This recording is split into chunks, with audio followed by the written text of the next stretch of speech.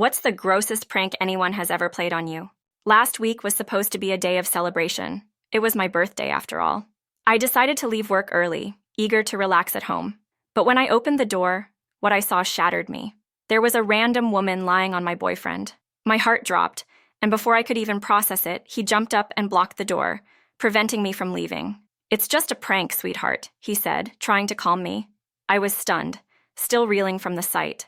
Suddenly, about 10 of his friends burst out from a corner, holding a cake and presents.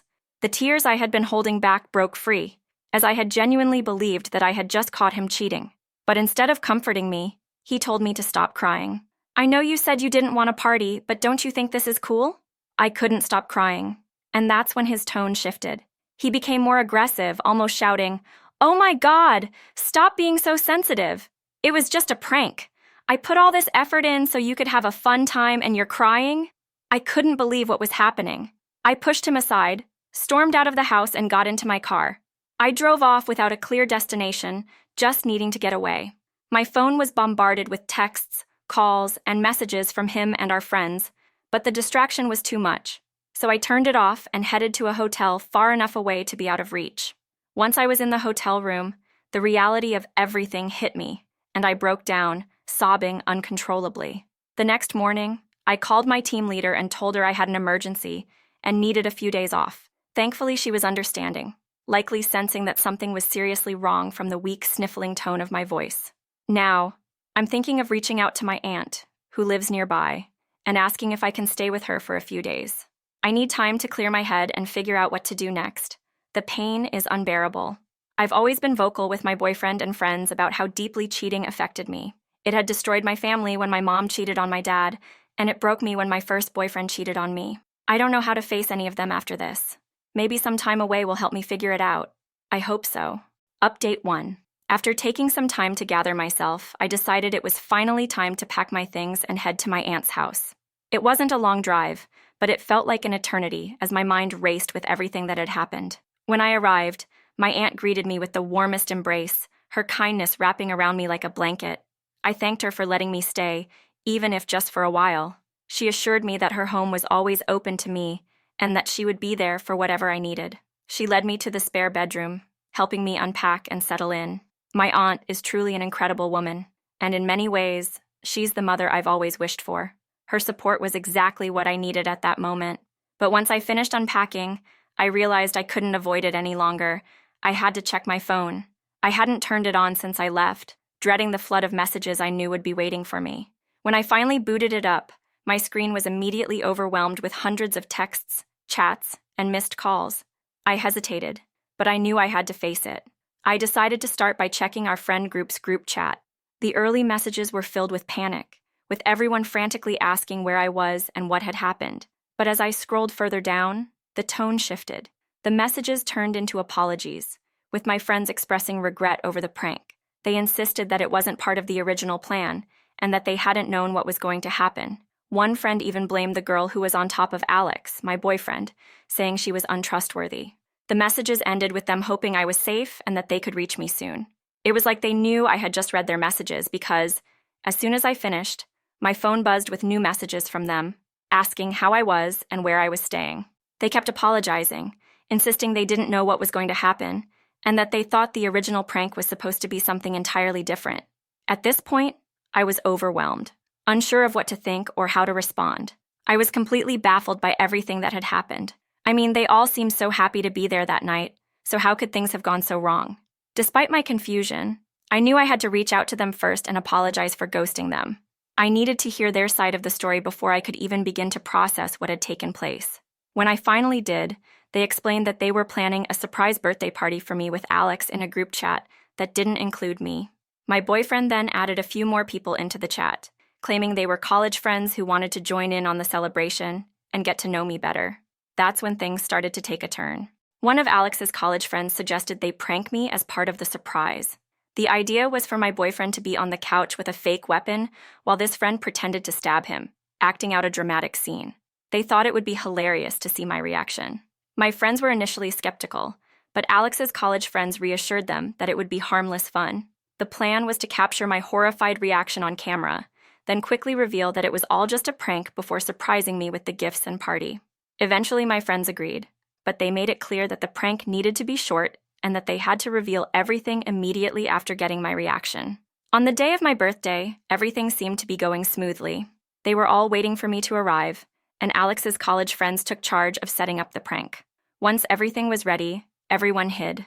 When I finally walked in, they watched as the prank unfolded, thinking it was a success when they saw how mortified I looked.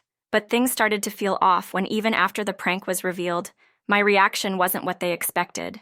Even after the prank was revealed, I still stood there in shock, almost in tears.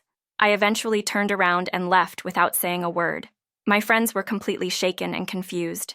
They started thinking that maybe the serial killer prank had been too much, but they knew me well enough to realize that wasn't the issue. I love scary movies and anything horror-related, so a prank like that wouldn't have bothered me at all.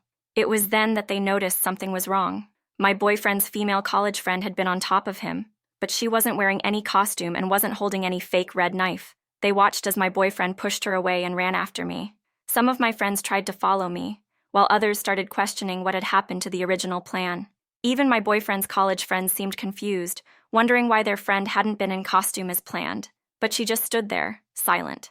A few minutes later, my boyfriend returned to our apartment, looking distraught and crying. He told everyone to leave and then went straight to our bedroom, shutting the door before anyone could ask what had happened. To their surprise, his female college friend followed him inside, which really unsettled them. Not long after, they heard him shouting at her, telling her to leave. She came out of the room on the verge of tears and left the apartment. Everything happened so quickly that they didn't know how to process it. After the initial shock wore off, they realized I was missing and began calling and texting me, but I didn't respond. Eventually, they understood that I had turned off my phone and decided to go home, hoping I would reach out when I was ready. My boyfriend's college friends apologized profusely for what had happened, insisting that none of it was supposed to go this way. But at that point, my friends were too overwhelmed to pay much attention to them. They followed up their retelling of events by sending me videos they had recorded that confirmed everything they had shared. Along with the videos came more apologies and well wishes, expressing their concern for me. After seeing their side of the story, I felt awful for ghosting them. I apologized again, assuring them that none of this was their fault. I promised to make it up to them soon, but they reassured me, saying they were just happy I was alive and well. They even suggested having a late birthday celebration this weekend, and this time, they made it clear that my boyfriend and his friends weren't invited. I happily agreed, thanking them for being such amazing friends. I truly couldn't express enough how grateful I was to have them in my life. The next morning, I was woken up by a knock on my door. It was my aunt, looking slightly irritated as she told me I had a visitor downstairs. I could already guess who it was. Sure enough, it was Alex, standing there with a beautiful bouquet of flowers and my favorite chocolates. He looked great, but his face told a different story. It was clear he had been crying for days. I asked him how he found out where I was, and he explained that once I turned on my phone, an app alerted him to my location. I was a bit frustrated that he had shown up at my aunt's house, but since he was already there, I decided to hear him out. He reiterated much of what my friends had told me but added some details they hadn't known. Apparently, his old college friends had reconnected with him after losing touch post-graduation. They had found his Facebook account and reached out, curious about how his life had been since they last saw him. They were especially happy to learn that he had a boyfriend because they had always suspected he was bisexual, but hadn't wanted to make assumptions or make him feel uncomfortable. Alex eventually opened up about how things had spiraled out of control.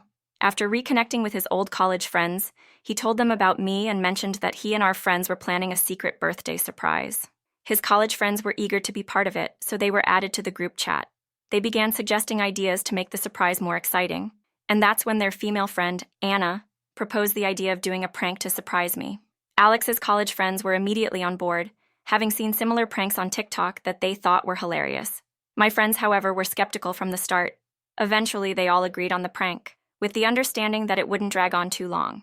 Since it was her idea, Anna volunteered to play the role of the serial killer in the prank. Everyone then set about preparing their parts of the surprise, ensuring everything would be ready for my birthday.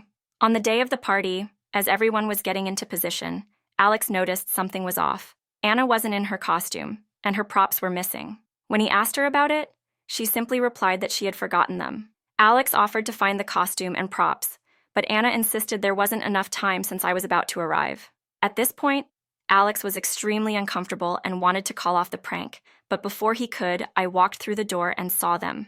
Realizing the situation was spiraling out of control, Alex panicked and called everyone to come out, hoping to save himself from the embarrassment and explain what I was seeing. But when that didn't work, and I was still visibly upset, he got caught up in his emotions. That's why he ended up speaking to me in such an aggressive and ill-mannered way. After I left, Alex forcefully pushed Anna away to chase after me, but I was already in my car and out of reach. It was only then that the gravity of the situation hit him. He had messed up big time. As I drove away, the memory of my past trauma related to cheating resurfaced in his mind, and that's when the reality of what he had done made him break down in tears. As Alex returned to our apartment, he told everyone to leave and then retreated to our bedroom, completely unsure of what to do next. To his shock, Anna followed him into the room unannounced and began trying to comfort him. He repeatedly told her to leave, insisting he would be fine, but what really set him off was when she asked, "So, does that mean you're single now?"